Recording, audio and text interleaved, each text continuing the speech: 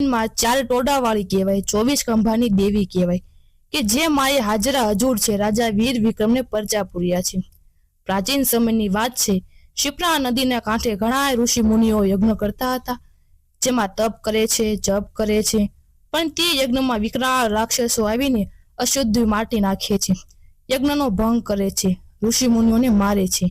અને આવી રીતે જ્યારે જ્યારે શિપ્રા નદીને કાંઠે યજ્ઞ કરે તો તે રાક્ષસો યજ્ઞોનો ભંગ કરતા અને ઋષિ મુનિઓને મારતા।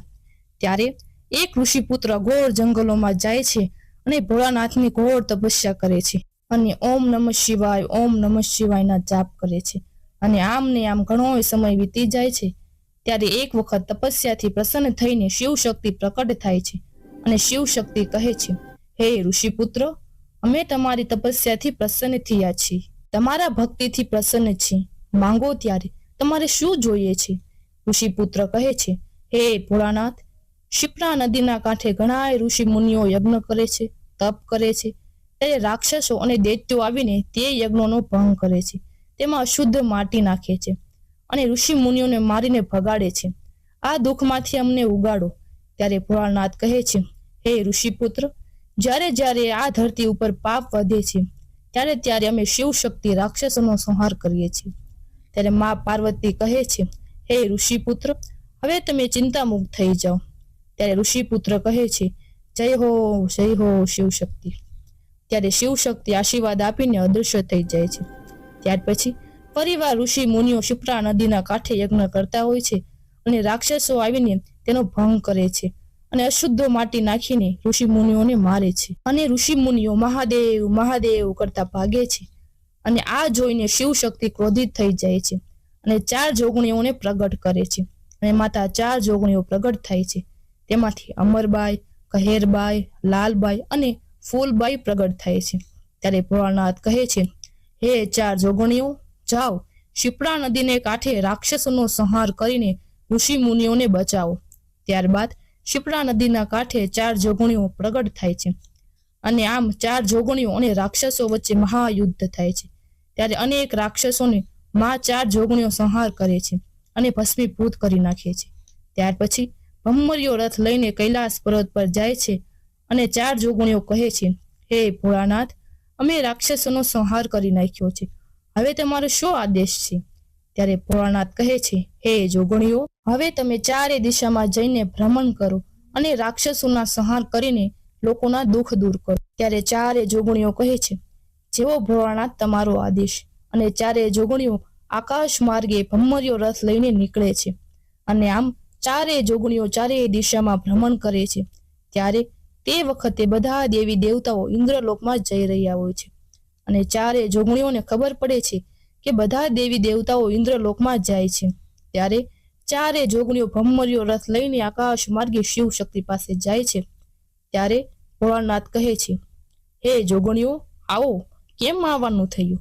ત્યારે 4 જોગણીઓ કહે છે, હે ભોળાનાથ, તે બધા દેવી દેવતાઓને આમંત્રિત કર્યા છે, ત્યારે અમને કેમ નહીં? તમે જ તો અમને પ્રગટ કર્યા છે। આજે બધા દેવી દેવતાઓને ભાવતા ભોજન મળશે, પણ અમને શું? ત્યારે ભોળાનાથ કહે છે, હે જોગણીઓ, તમારે શું જોઈએ છે, કહો। ત્યારે 4 જોગણીઓ કહે છે, હે ભોળાનાથ, અમારે 32 લક્ષણો વાળા નરનું ભોજન જોઈએ છે। ત્યારે ભોળાનાથ કહે છે, હે જોગણીઓ, રાજા વીર વિક્રમ જે 32 લક્ષણોનો પુરુષ છે, હવે તમે 92 લાખ માળવાઓમાં ઘોર જંગલોમાં જાઓ, જ્યાં તમને દેવી મેરડીમાં મળશે અને રાજા વિક્રમનો ભેટો કરાવશે। ત્યારે 4 જોગણીઓ કહે છે, જેવો તમારો આદેશ ભોળાનાથ। ત્યાર પછી 4 જોગણીઓ ભમ્મરીઓ રથ લઈને આકાશ માર્ગે નીકળી પડે। આકાશ માર્ગેથી અઘોર જંગલોમાં આવે છે અને ભમ્મરીઓ રથ લઈને ઉતરે છે અને ભમ્મરિયા રથથી ઉતરીને 4 જોગણીઓ ચાલતા ચાલતા માં મેરડી પાસે જાય છે। ત્યાં માં મેરડીનો ભેટો થાય છે। ત્યારે માં મેરડી કહે છે, હે જોગણીઓ, આવો, કેમ આવવાનું થાય? 4 જોગણીઓ કહે છે, હે માં મેરડી, અત્યારે તો અમે ભોળાનાથના આદેશથી આવ્યા છીએ। ત્યારે માં મેરડી કહે છે, કહો। ત્યારે 4 જોગણીઓ કહે છે, હે માં મેરડી, દેવલોકમાં ઇન્દ્રની સભામાં 33 કોટી દેવી દેવતાઓને આમંત્રિત કર્યા છે અને તમને પણ આમંત્રણ મળ્યું હશે। માં મેરડી કહે છે, હા, મળ્યું છે, પણ તમે અત્યારે અહીંયા કેમ? ત્યારે 4 જોગણીઓ કહે છે, પણ અમને નથી મળ્યું, એટલા માટે અમે શિવ શક્તિ પાસે ગયા અને આદેશથી અમે અહીંયા આવ્યા છીએ. મા મેલડી કહે છે, કહો ત્યારે શું જોઈએ છે તમારે? 4 જોગણીઓ કહે છે, હે મા મેલડી, અમે 32 લક્ષણો વાળા રાજા વિક્રમનો ભોગ લેવા આવ્યા છીએ. ભોળાનાથે કીધું છે કે મા મેલડી પાસે જાઓ, તે તમને રાજા વિક્રમનો ભેટો કરાવશે. મા મેલડી કહે છે, હે જોગણીઓ, ભોળાનાથનો આદેશ છે, તો ચાલો ત્યારે હું રાજા વિક્રમનો ભેટો કરાવું. એક બાજુ રાજા વીર વિક્રમ કે જે 92 લાખ માળવાઓનો ધણી કહેવાય, એવો રાજા કે જે મનુષ્યનો તો શું પણ પશુ પક્ષીઓનો પણ ન્યાય કરતો. એવા આ રાજા ઘોડે સવાર થઈને ગોળ જંગલોમાં જતા હોય છે. ત્યારે આ બાજુ મા મેલડી ડોશીનો રૂપ લઈને રાજા વિક્રમની સામે જાય છે. ત્યારે મા મેલડી ડોશીના રૂપમાં કહે છે, હે રાજન, તમે કોણ છો? ત્યારે રાજા વીર વિક્રમ કહે છે, હે માં, હું 92 લાખ માળવાઓનો ધણી રાજા વિક્રમ છું. ત્યારે ડોશીના રૂપમાં મા મેલડી કહે છે, હે રાજન, સૂર્યાસ્ત થવા આવ્યો છે. જો તમને કઈ આપત્તિ ન હોય તો તમે મારી ઝૂંપડીમાં વિશ્રામ કરી શકો છો. ત્યારે રાજા વીર વિક્રમ કહે છે, ભલે માં, ભલે, ચાલો સૈનિકો. ત્યારે ચાલતા ચાલતા ઝૂંપડી આવે ત્યારે ડોશીના રૂપમાં મા મેલડી કહે છે, હે રાજન, જાઓ તમે વિશ્રામ કરો. આ બાજુ મા મેલડી 4 જોગણીઓ પાસે જાય છે અને કહે છે, હે જોગણીઓ, રાજા વીર વિક્રમ ઝૂંપડીમાં વિશ્રામ કરી રહ્યો છે, જાઓ ત્યારે તમારા મનનું સમાધાન થઈ જશે. 4 જોગણીઓ આગળ જાય છે. ત્યાં જ રાજા વિક્રમની કુળદેવી હરસિદ્ધિ પ્રગટ થાય છે અને કહે છે, હે જોગણીઓ, હું રાજા વિક્રમની કુળદેવી છું, જોઈને પગલું ભરજો. ત્યારે 4 જોગણીઓ કહે છે, હા દેવી હરસિદ્ધિ, અમને ખબર છે, અમે ભોળાનાથના આદેશથી આવ્યા છીએ. ત્યારે દેવી હરસિદ્ધિ કહે છે, હે જોગણીઓ, ભોળાનાથનો આદેશ છે તો હું આડી નહીં આવું, પણ જ્યારે તમે ભોગ લેવા જાઓ તો રાજા વિક્રમને જગાડીને ભોગ લેજો. ત્યારે જોગણીઓ કહે છે, ભલે દેવી હરસિદ્ધિ, ભલે, અમે જગાડીને ભોગ લઈશું. આ બાજુ રાજા વિક્રમ ઝૂંપડીમાં વિશ્રામ કર. ત્યારે 4 જોગણીઓ પ્રગટ થાય છે અને કહે છે, હે રાજા વિક્રમ, ઊભો થા. ત્યારે રાજા વિક્રમ ઊભો થાય છે અને પ્રણામ કરીને કહે છે, હે દેવીઓ, તમે કોણ છો? ત્યારે માતાજી કહે છે, હે રાજન, અમે 4 જોગણીઓ છીએ અને અમે તારો ભોગ લેવા આવ્યા છીએ. ત્યારે રાજા વિક્રમ કહે છે, હે માં, 4 જોગણીઓ, જો મારા ભોગથી તમારા મનનું સમાધાન થતું હોય તો હું ખુશીથી ભોગ દેવા તૈયાર છું. ત્યારે 4 જોગણીઓ કહે છે, હે રાજન, કહેવું સહેલું છે અને કરવું અઘરું.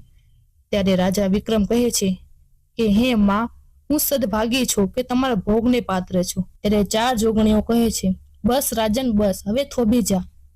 અમે 4 જોગણીઓ તારા ઉપર પ્રસન્ન છીએ. તે સાચા અર્થમાં ધર્મને જાણ્યો છે. ખમ્મા રાજન, ખમ્મા, માંગી લે ત્યારે જે જોઈએ તે માંગી લે. ત્યારે રાજા વીર વિક્રમ કહે છે, હે માં, મારે તો માત્ર તમારા આશીર્વાદની જરૂર છે. હે માં, તમે મારી ઉજ્જૈન નગરીમાં પધારો, હું તમને ભાવતા ભોજન જમાડીશ.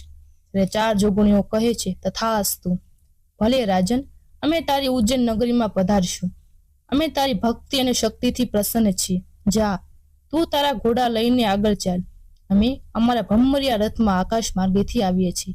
અને ત્યાર પછી માં 4 જોગણીને રાજા વીર વિક્રમ ફૂલેથી વધાવીને ભાવતા ભોજન કરાવે છે. અને આવી રીતે 4 જોગણીઓ રાજા વીર વિક્રમની દેવી કહેવાના. અને આમ અમરબાઈ અને કેહરબાઈ શિપ્રા નદીના કાંઠે બેઠા અને લાલબાઈ અને ફૂલબાઈ ઉજ્જૈન નગરીના દરવાજે. જો તમને અમારો આ વિડીયો